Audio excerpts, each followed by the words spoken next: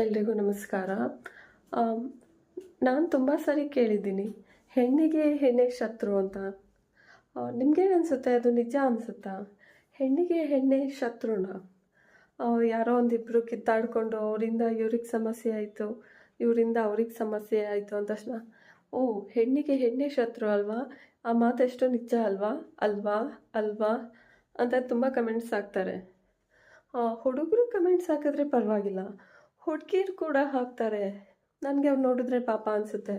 Because ನನ್ನ ಲೈಫಲ್ಲಿ ತುಂಬ ಸಪೋರ್ಟಿವ್ ಫಿಮೇಲ್ ಫ್ರೆಂಡ್ಸ್ ತುಂಬ ಇದ್ದರು.